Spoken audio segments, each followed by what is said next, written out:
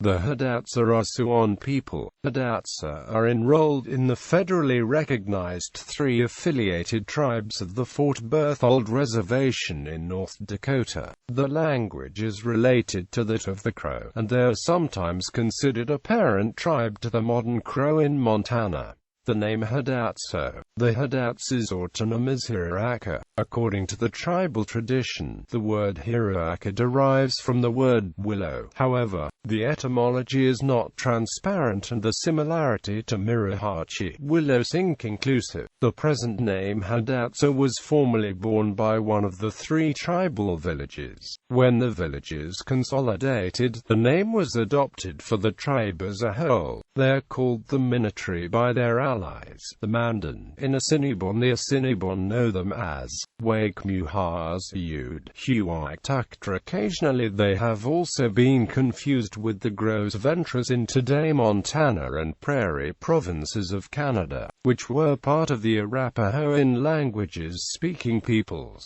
The nomadic Gros Ventres were called Minatries of Fort de Prairie, Minatries of the Prairie, Minatries of the Plains are Gros Ventres of the Prairie, while the semi-sedentary Hidatsa were known as Minatries of the Missouri or Gros Ventres of the Missouri. History. Accounts of recorded history in the early 18th century identify 3 closely related village groups to which the term Hidatsa is applied. What is now known as the Hidatsa tribe is the amalgamation of these 3 groups, which had discrete histories and spoke different dialects. They came together only after settling on the Missouri River. The Awakawi or Amahami have a creation tradition similar to that of the Mandan, which describes their emergence long ago from the earth, at Devil's Lake. Later they moved westward to the Painted Woods and settled near a village of Mandan and another of Awetiksa. The Awetiksa originated not from the earth, but from the sky, led by Charles Bodmer. According to the tradition, the first people lived near Painted Woods, where they were created. Quote, after that they always lived between the Heart River and Knife River along the middle Missouri River. The Hidatsa proper Hidatsa, largest of the 3, were a confederation of numerous nomadic Hidatsa bands from the north, who separated from the Amahami in what is now western Minnesota.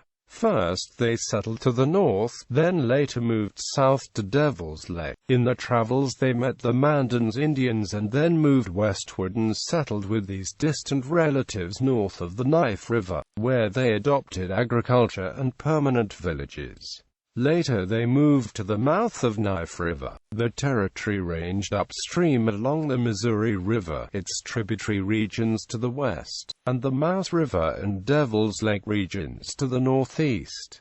They were initially part of those who would become the River Crow. The Hidatsa originally lived in Mary's Opash, Minnewacan, the Devil's Lake region of North Dakota, before being pushed southwestward by the Lakota. As they migrated west, the Hidatsa came across the Mandan at the mouth of the Heart River. The 2 groups formed an alliance, and settled into an amiable division of territory along the area's rivers. Prior to the epidemic of 1782, they had few enemies.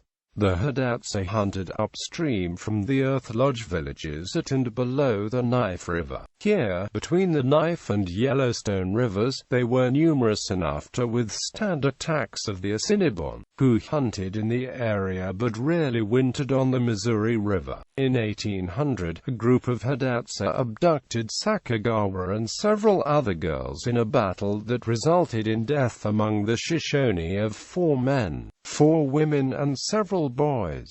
She was taken as a captive to a Hidatsa village near present-day Washburn, North Dakota. In 1804, Lewis and Clark came to the Hidatsa in 3 villages at the mouth of the Knife River, and the Mandan in 2 villages a few miles lower down on the Missouri River. Tribal appearance and customs have been documented by the visits of 2 artists of the American West. The Allied tribes were first visited by American George Catlin, who remained with them several months in 1832.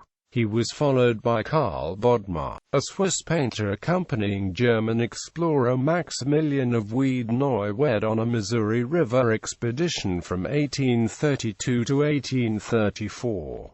Catlin and Bodmer's works record the Hidatsa and Mandan societies, where were rapidly changing under pressure from encroaching settlers, infectious disease, and government restraints. The smallpox epidemic of 1837 to 1838 reduced the Hidatsa to about 500 people. The remaining Mandan and Hidatsa united, and moved farther up the Missouri in 1845. They eventually settled at like a fishhook village near Fort Berthold. They were joined there by the Arikara in 1862. Culture. The Hidatsa are a matrilineal people, with descent determined through the maternal line. As the early Mandan and Hidatsa heavily intermarried, children were taught to speak the language of the mother, but understand the dialect of either tribe. A short description of Hidatsa Mandan culture, including a grammar and vocabulary of the Hidatsa language, was published in 1877 by Washington Matthews, a government physician assigned to the Fort Berthold Indian Reservation. During the early 20th century, Gilbert Livingston Wilson carried out extensive ethnographic work with the elderly Hidatsa woman, Buffalo Bird Woman. He also interviewed members of her immediate family at Fort Berthold. From his information gathered from them, Wilson described traditional economy, ceremony, and day-to-day practices as remembered by Buffalo Bird Woman, who lived at like a fishhook village.